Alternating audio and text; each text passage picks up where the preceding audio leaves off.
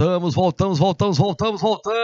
meus queridos e minhas queridas. Galerinha. Eu gostei da participação de vocês na primeira aula. Agora eu quero mais na segunda, porque agora é que a gente vai botar para quebrar, hein?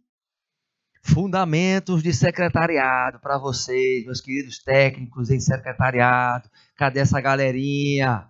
Turma forte, quero ver aí os polos, quero ver a turma toda. Quem é que tá aí, meu diretor? Deixa eu ver.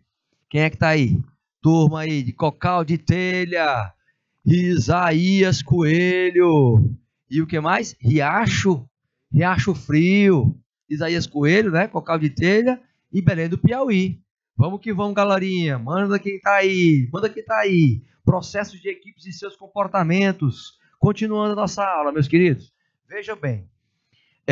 A gente parou a primeira aula enfatizando as atitudes proibidas no trabalho, né? Por parte dos membros da equipe, por parte de uma forma geral. Ok, a falta de comprometimento, ela é comprometimento com quem? Com o seu colega. Danificar, por exemplo, um trabalho por falta de comprometimento vai ser um resultado negativo, tá? Lembra disso. Lembra que a probabilidade dessa falta de comprometimento acontecer é grande, porque nós vamos ter pessoas com vários ritmos. E isto vai repercutir nos resultados. Ou seja, tenho que estar analisando constantemente este comprometimento, sabendo que vou ter estes perfis que a gente já enfatizou e que cada um precisa ser maximizado nas suas habilidades e competências comportamentais e técnicas. Porque se eu tenho aqueles que têm o perfil de comunicador, eles geralmente vão ser mais extrovertidos, eles geralmente vão gostar de ter mais autonomia, de você passar para eles, se você for um líder, se você tiver como sendo um colega de equipe dele, sem uma rotina bem definida, mas que eles possam ser direcionados, por exemplo. Ora, mas aí, esses comunicadores, eles não gostam de rigidez, de autonomia, de falta de reconhecimento, principalmente, porque eles são comunicativos. A comunicação vem até dos colegas, que podem estar falando, enfatizando os pontos fortes deles, e quando forem falar dos pontos fracos, chama eles do lado assim e fala sobre os pontos fracos dele. Por quê? Porque eles são extremamente extrovertidos. Por outro lado, os executores, que nós já falamos deles também, eles são extremamente competitivos, dinâmicos, porque eles gostam de estar executando coisas constantemente, as suas atividades, e eles fazem a deles e dos outros também. Gostam de estar liderando processos constantemente, de assumir os riscos, são extremamente positivos e também tendem a pegar os processos para ele, para executar, ou seja, gostam também de autonomia.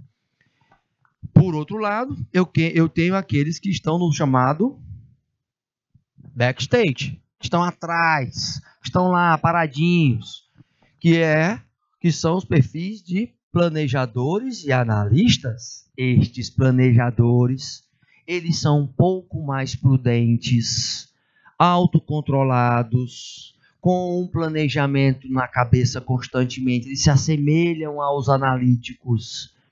Eles não gostam da falta de disciplina, porque eles seguem um padrão, e o padrão está dentro de um plano de ação, por exemplo.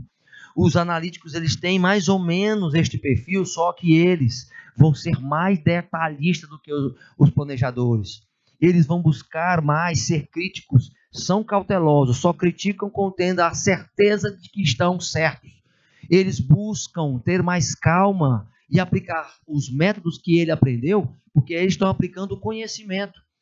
E eles não gostam de uma pressão excessiva e uma falta de segurança naquilo que vão ter que fazer.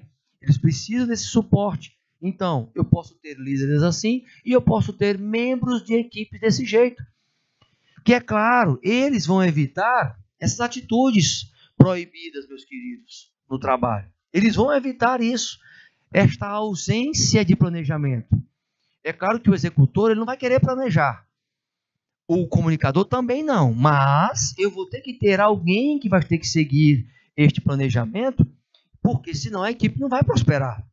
O papel é do líder de identificar. Eu vou estar identificando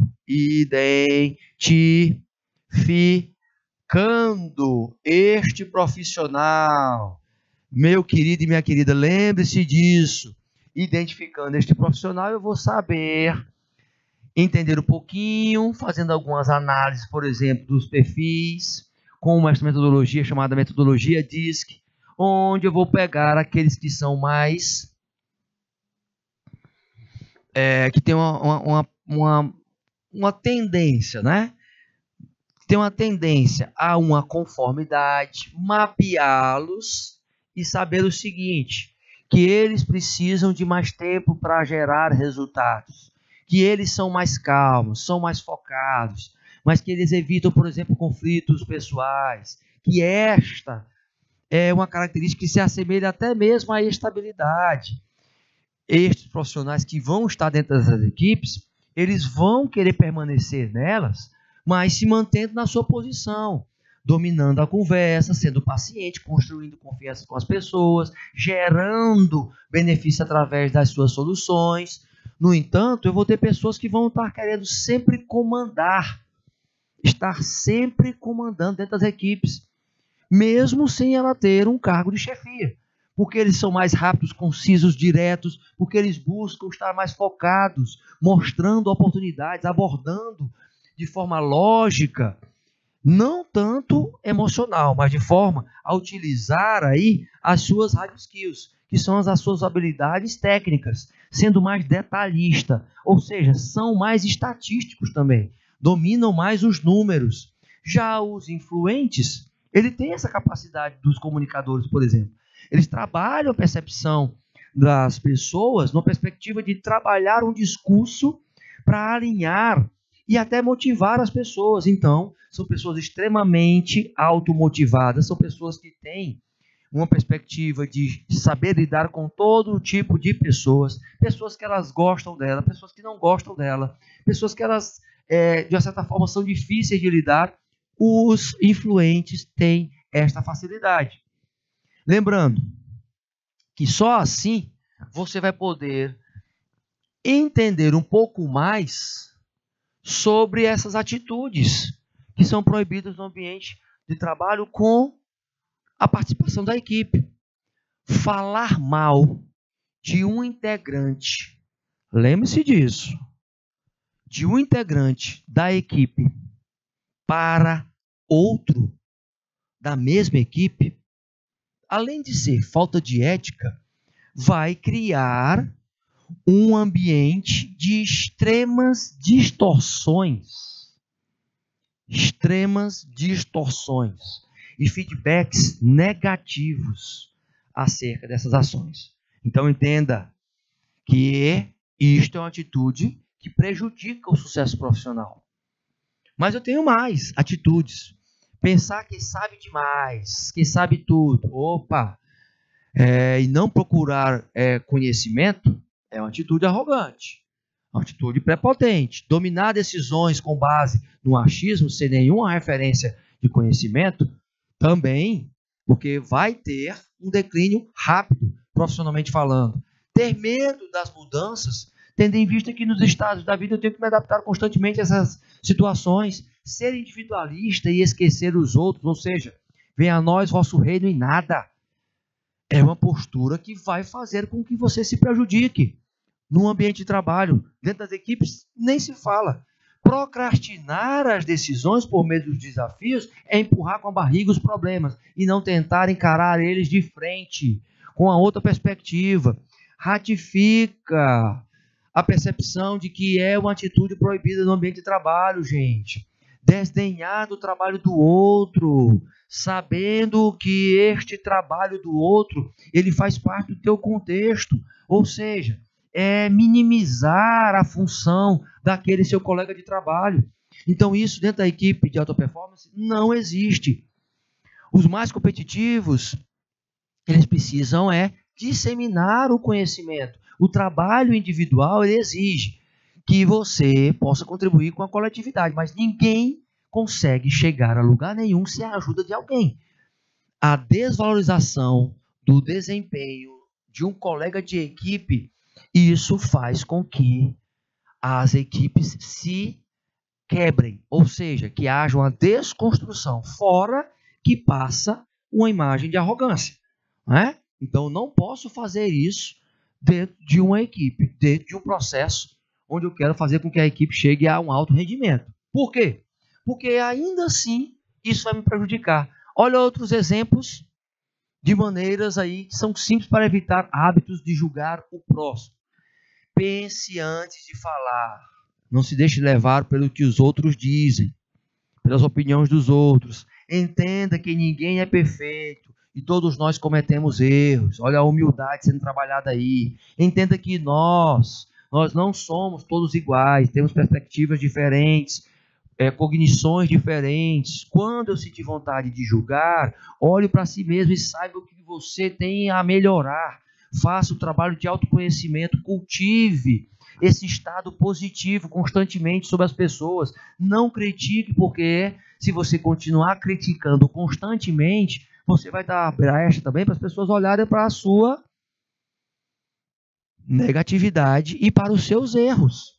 Ou seja, seja tolerante com as pessoas, e se você for intolerante, procure se trabalhar. Por quê? Porque todos nós temos pontos de melhoria. Tendo em vista sobre isso, o desdenhar do outro ele faz parte dessa perspectiva, né, de consolidação de uma arrogância nossa. Só que eu tenho que entender o seguinte: as minhas atitudes de autoconfiança, elas precisam também, elas não podem ser confundidas com arrogância, mas elas precisam fazer com que eu possa estar evoluindo. As pessoas autoconfiantes, elas têm um prazer que não é imediato, tá?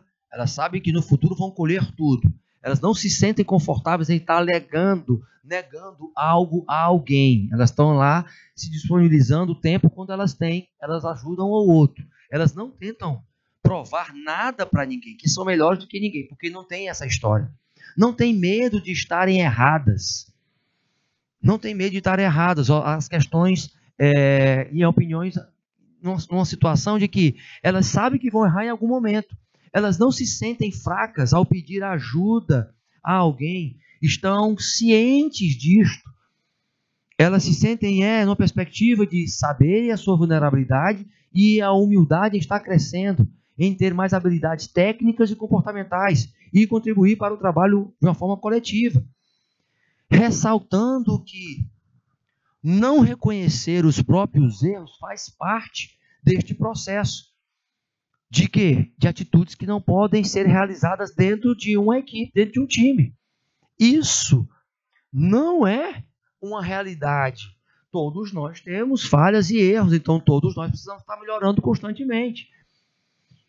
Esta ênfase, gente, neste processo, traz uma reflexão.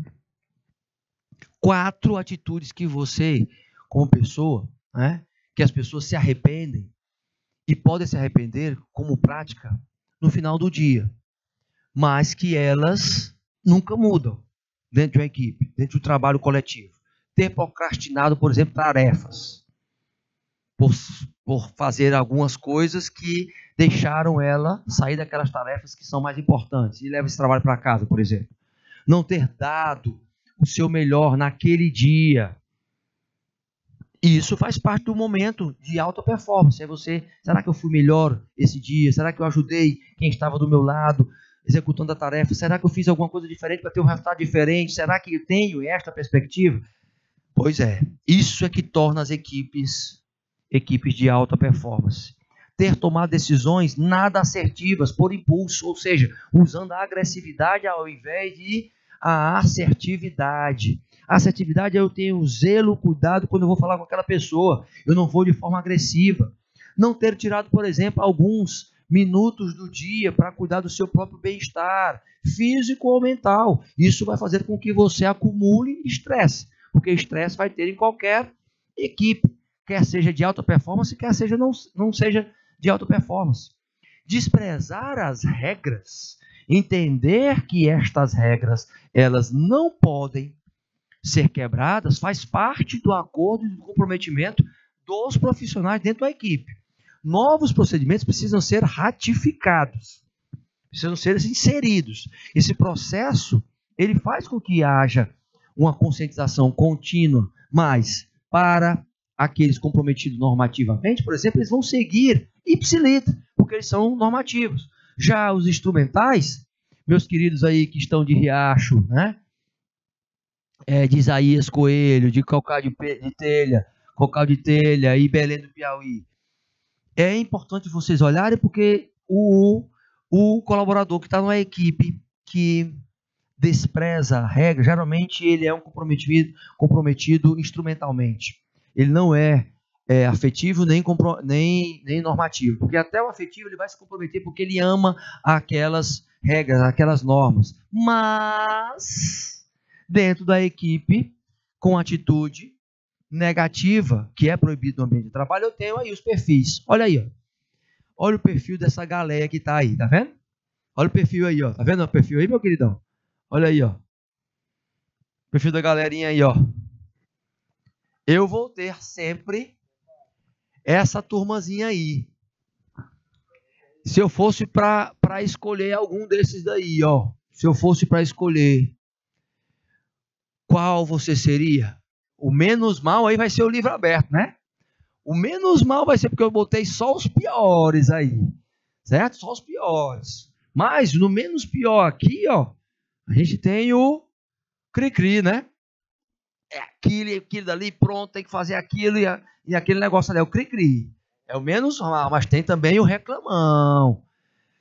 Tem aquele reclama de tudo. Tá errado isso, não sei o quê.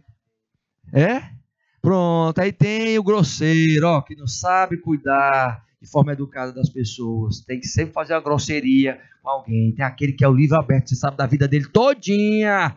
Ele conta a vida dele todinha, é lamúria, não sei o que, ele sabe da vida toda. Aí tem aquele que chega só atrasado, já é conhecido por chegar atrasado. Meu, desculpa, porque a culpa foi da ponte, a culpa foi do carro, a culpa foi do ônibus, a culpa foi do... Entendeu?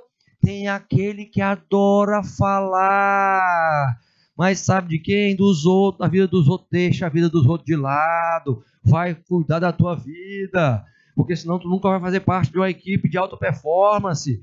Aí vem o folgado, que tudo para ele tem que ser com privilégio, entendeu? Aí manda os outros fazer as coisas para ele, aí direciona os outros para fazer alguma coisa, entendeu? Ou seja, tudo é na base do privilégio. Tem aquele que não está nem aí para o que está se vestindo. Ele vai de qualquer jeito para o trabalho, ele vai com a barba mal feita, ele vai com o tênis todo sujo, ele vai com uma calça toda suja, ele vai com a camisa que não está nem aí, entendeu? Ele vai bem vestido mesmo. E tem aquele que você não encontra um dia para ele dizer: como é que tá aí, rapaz? Rapaz, tá bem, mas não vai como você, mas eu vou levando, entendeu?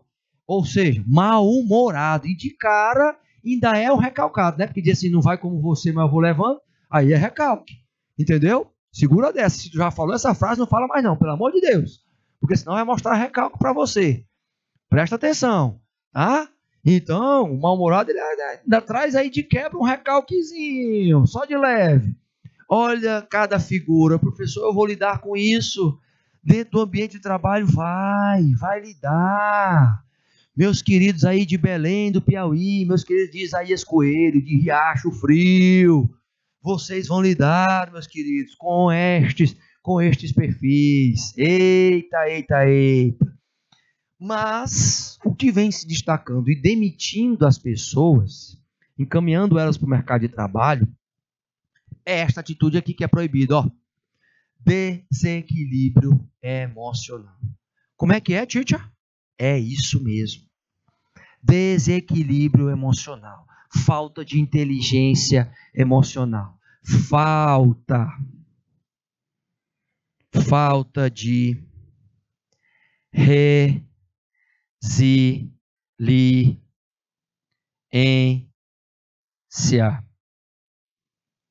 Falta de resiliência.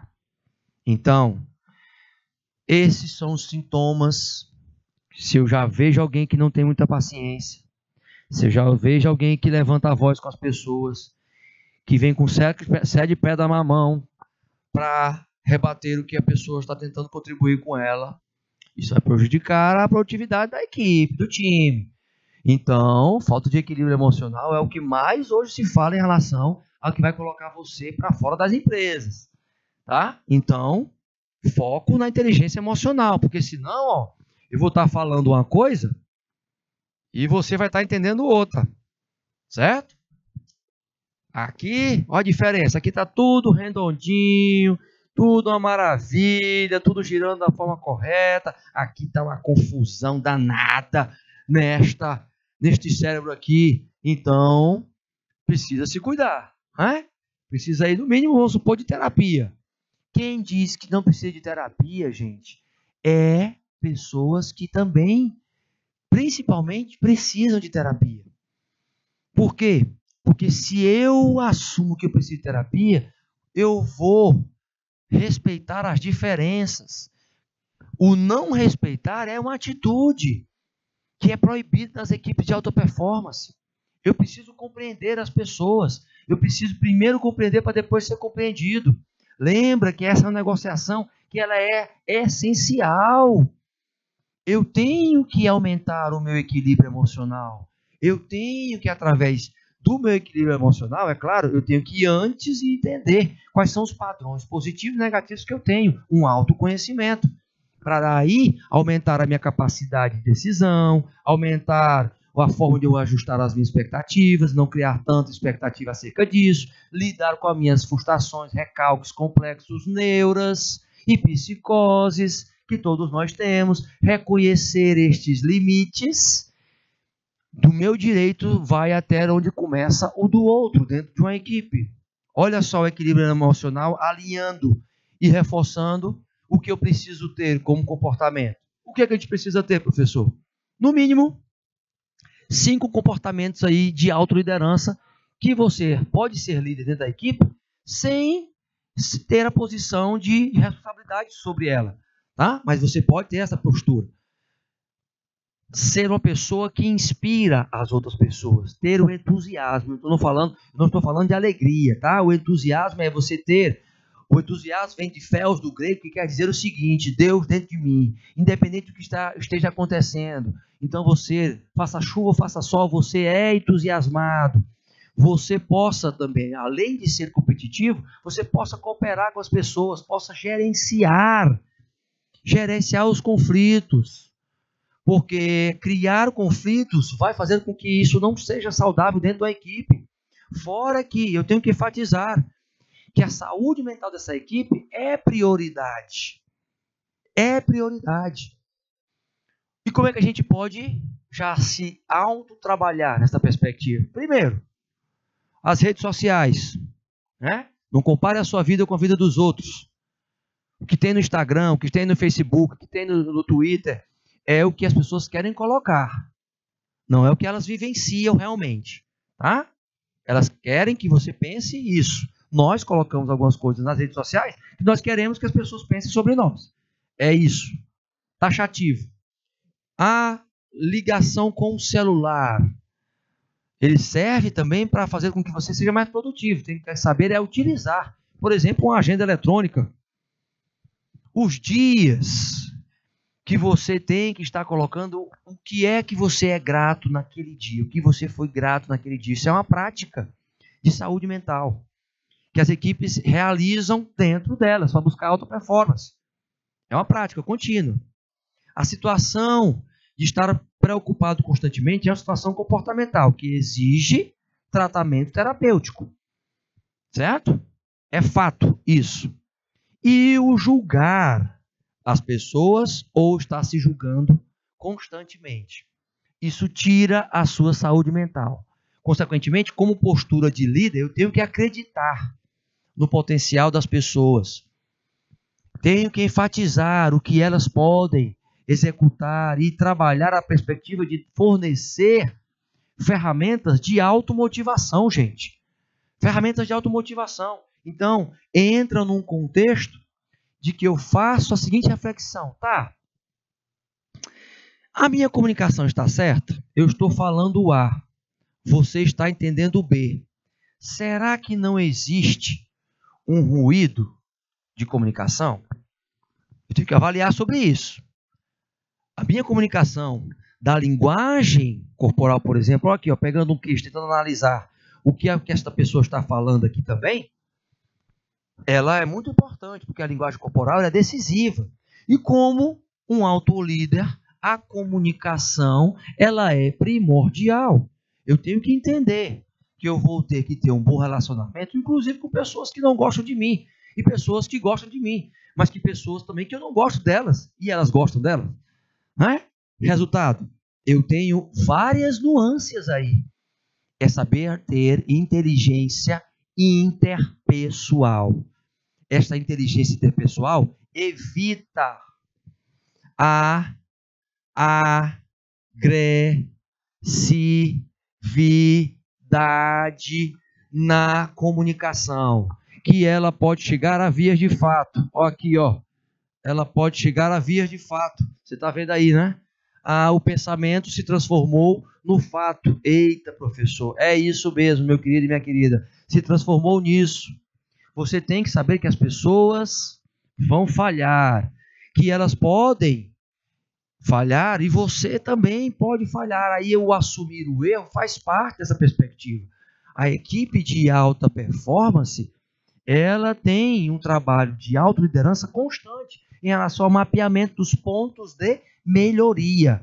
Esses pontos de melhorias, eles podem ser refletidos aonde? Aqui, ó, em um plano de ação. Em um plano de ação. É neste plano de ação que você vai ter quem está fazendo o quê, como ele vai estar fazendo, por que ele vai estar fazendo. Esta alta performance, ela vem, gente, de aplicação dos ensinamentos, ou seja, de aplicação dos capitais intelectuais que são acumulados dentro da equipe, dentro dos times. Eu vou pegar esses ensinamentos e gerar melhores resultados para a organização. Eu aceitando o que eu tenho, esses pontos de melhoria, pode ter certeza, tá? Esses pontos de melhoria, eles vão ser mapeados e eles se encaixam perfeitamente nesses comportamentos de liderança. De novo, não é preciso você ter um cargo de responsabilidade para você ser líder. Você pode liderar as pessoas independente de você estar em um cargo de encarregado, um cargo de gerência, um cargo de supervisão, de coordenação. Você pode liderar as pessoas. Liderar é uma coisa, lembra disso. Chefiar é outra. Mapeie e saiba a diferença disso, porque o chefiar, ele vem com uma postura de imposição de autoridade. O líder não. Ele tem uma autoridade por reconhecimento dos seus colegas. Olha só, tem uma autoridade por reconhecimento. Ele não vai precisar, por exemplo, o líder assumir um cargo de chefia, de responsabilidade, para ser um líder. Ele vai ser líder mesmo ele não sendo encarregado. Ele vai ser um líder, porque ele é líder na influência da comunicação, ele é líder na perspectiva das pessoas escutarem mais ele ou mais ela. Então, esses pontos precisam ser mapeados e entendidos. Ter o discernimento, meu querido e minha querida. O discernimento em relação a isso. Eita, que peleja, meu diretor aqui me ajudando, rapaz. Vamos ter que fazer um embrolho aqui neste microfone, né, meu querido? Mas encerramos os primeiros 30 minutos, meu querido diretor. É hora de quê, meu diretor? É hora de quê? Tantararã, tantararã. O nosso público aguarda ansiosamente. Tantararã. É hora de praticar, é hora de praticar. Vamos que vamos, galerinha. Vamos para a nossa primeira perguntinha. Eita, professor, o seu botou foi quente agora, hein? E hoje eu trouxe para vocês uma pergunta aberta, para que você possa ter maior discernimento em lidar com este comportamento. Qual é a primeira pergunta? É como reduzir ou eliminar a dissonância cognitiva no comportamento. Eu estou falando de comportamento constantemente de equipes, né? Mas antes de equipes, eu venho do individual. Não é verdade? Resultado. Então, eu tenho que entender que é o individual que atinge o coletivo, tá? Quando eu falo de comportamento, eu estou falando de um comportamento individual que vai atingir a coletividade, né? Atingindo a coletividade vai repercutir no time, tá? Então eu vou dar 2 minutinhos para você responder aí e até também participar aí, colocar para o professor, tá bom? Foi!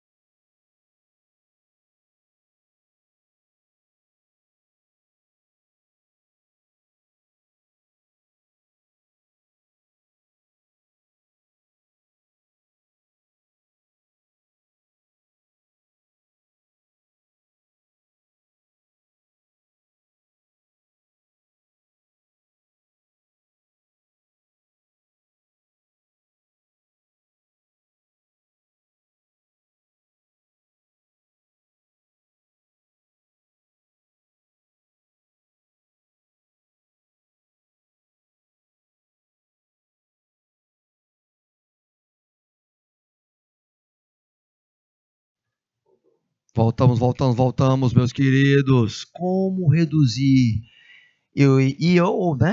ou eliminar a dissonância cognitiva no comportamento?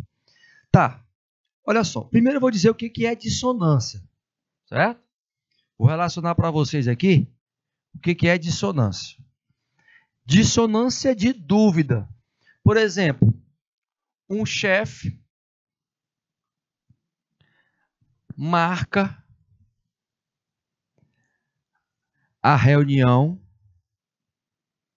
para as 9h e diz para ninguém atrasar.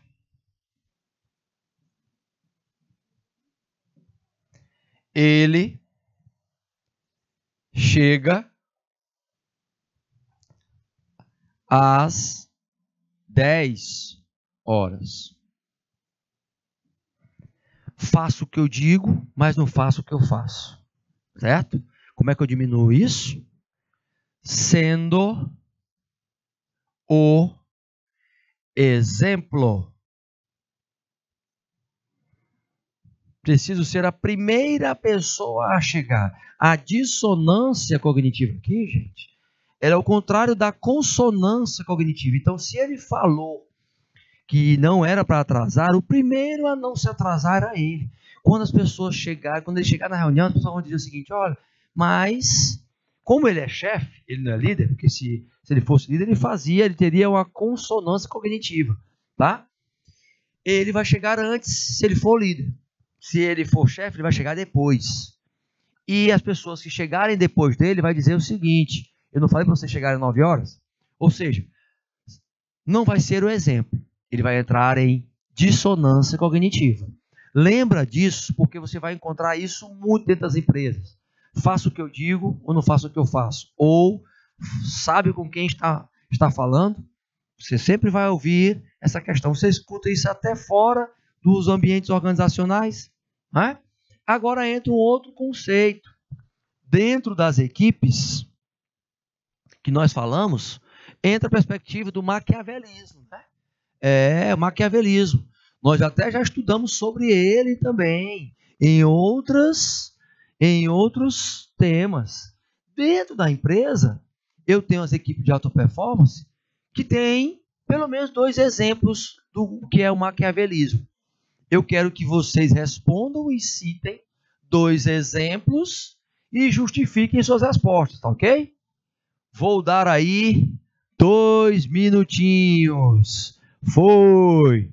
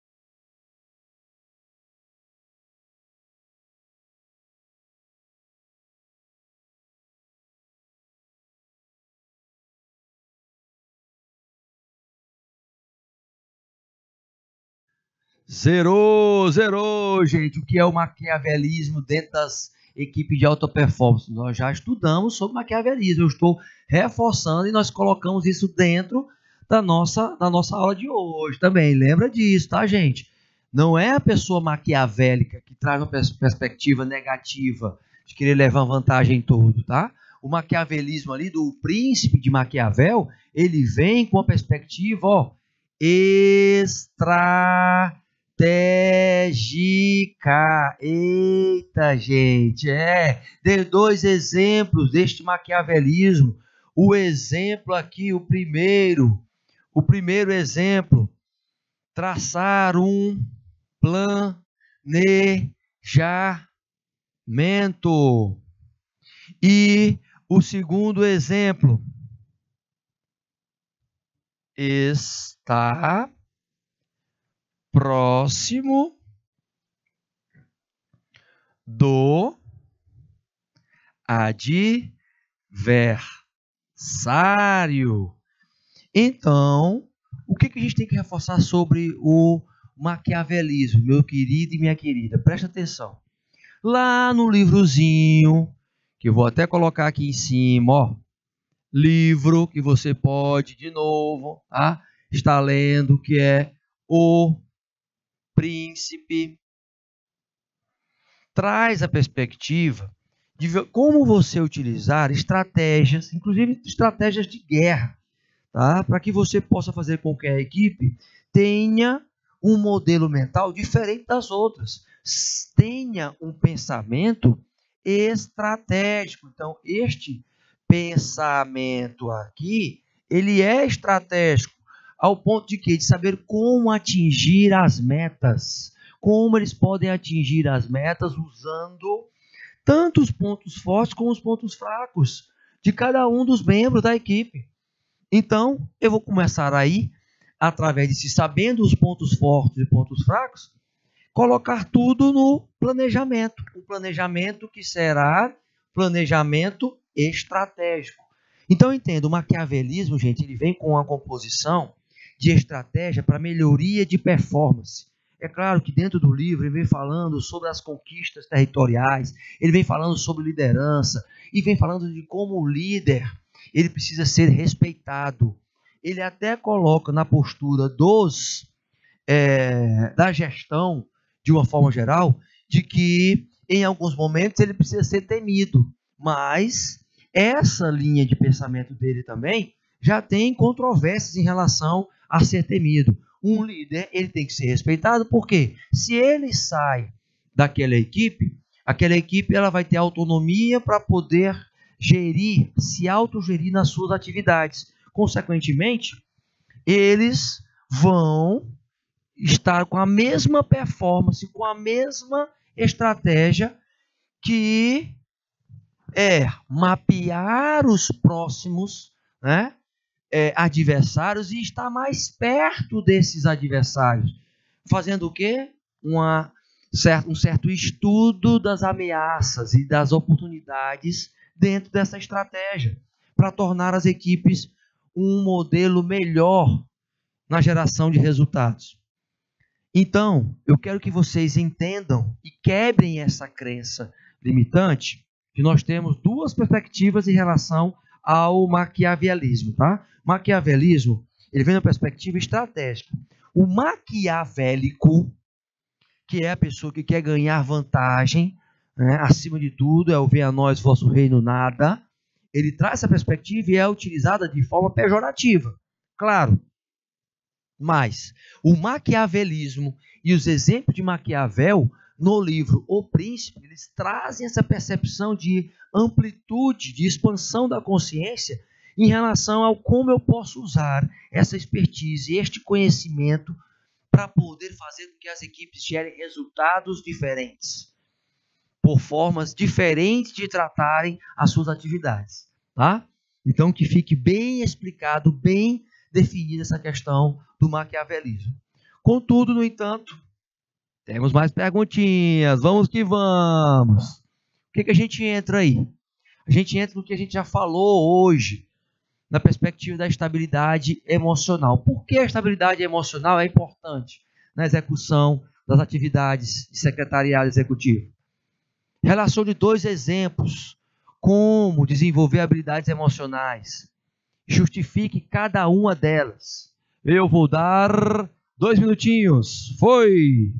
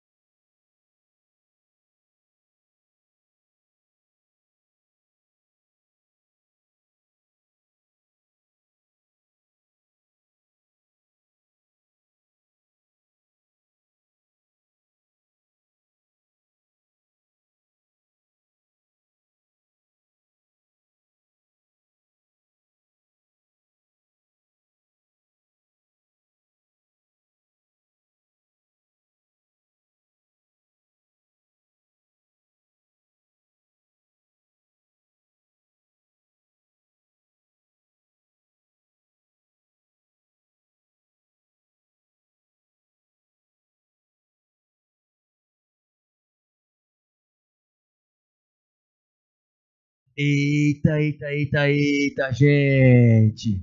Essa foi pancada, esta foi muito boa, porque fala com o quê? Com o que nós precisamos hoje, meu diretor. Com o que nós precisamos hoje, que é a inteligência emocional. Esta tão falada estabilidade emocional para executar. Por que é que a gente precisa? Porque hoje as soft skills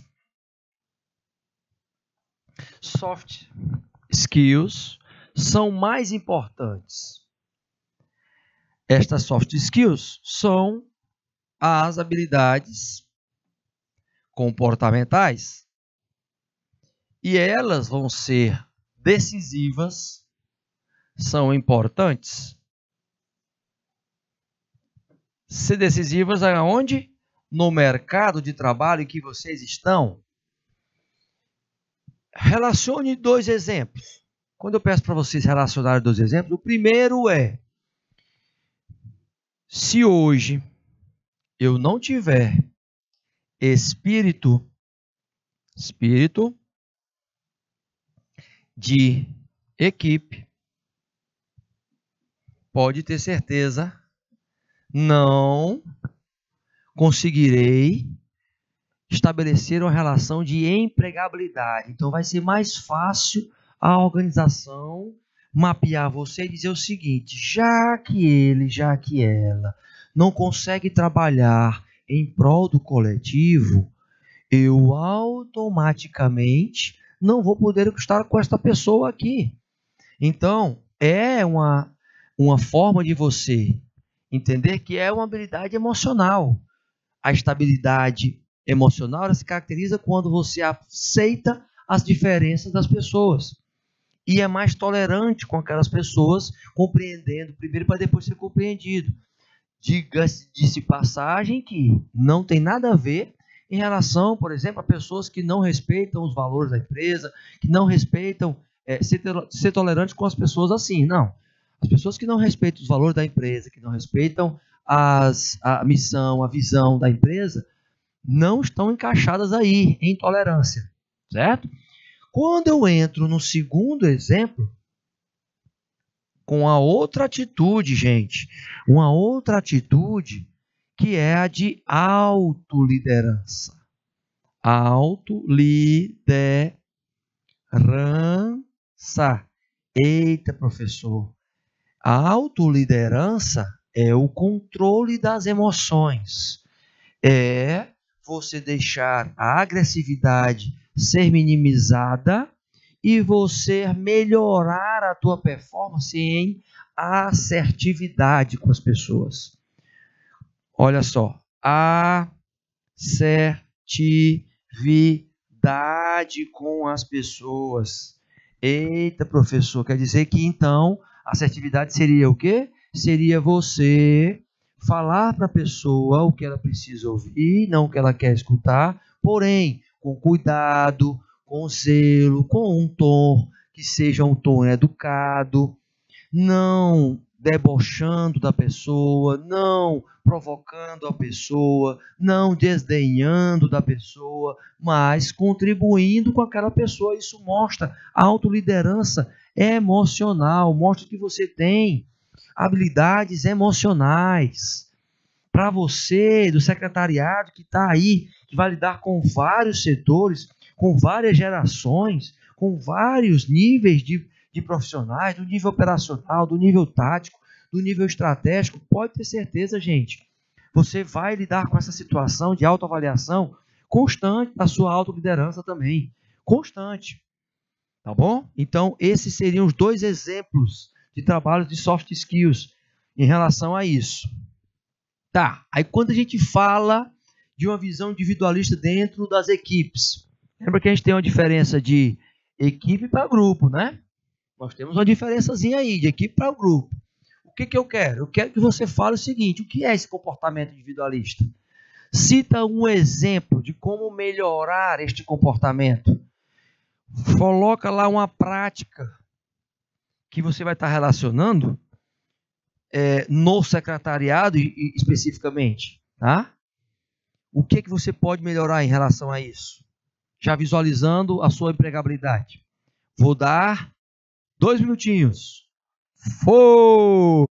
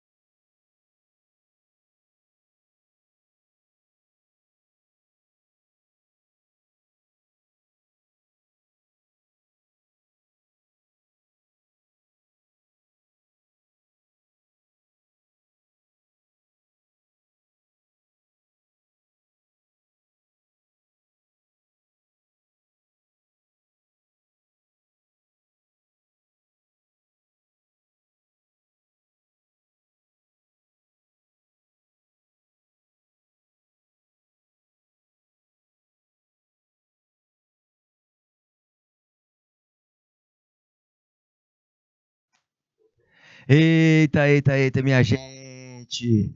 Vamos às respostas, vamos às respostas. Este comportamento individualista, o que ele era? É um comportamento egoísta dentro das equipes. Dentro das equipes, dentro dos times. Ok, tendo isso, qual é o comportamento? Para que você possa melhorar, eu tenho uma outra perspectiva. Para que você possa melhorar com uma prática, é disponibilizar sua ajuda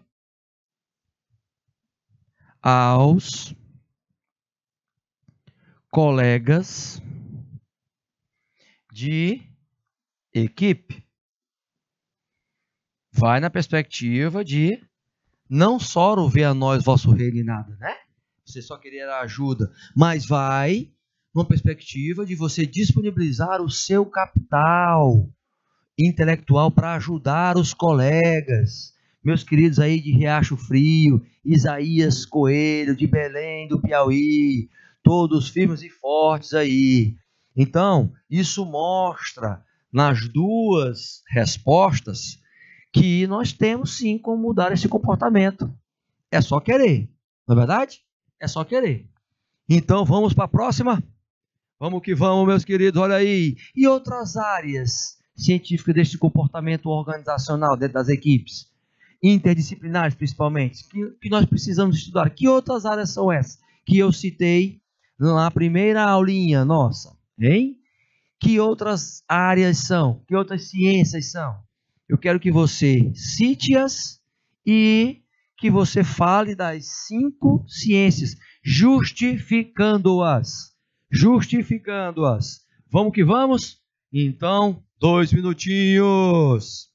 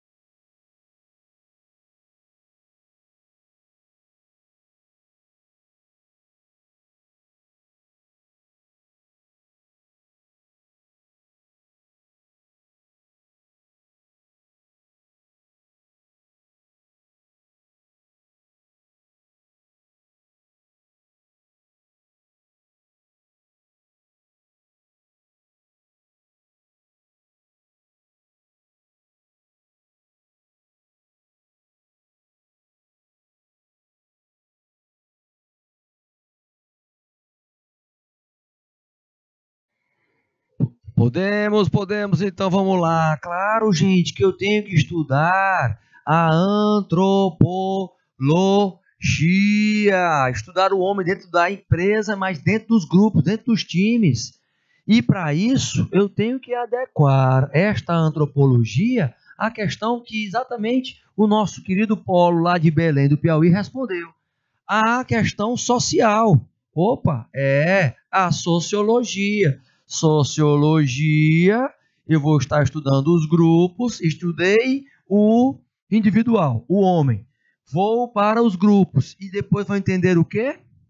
A psicologia desses grupos, trabalhar a mente. É isso que vai fazer com que eu tenha equipes de alta performance.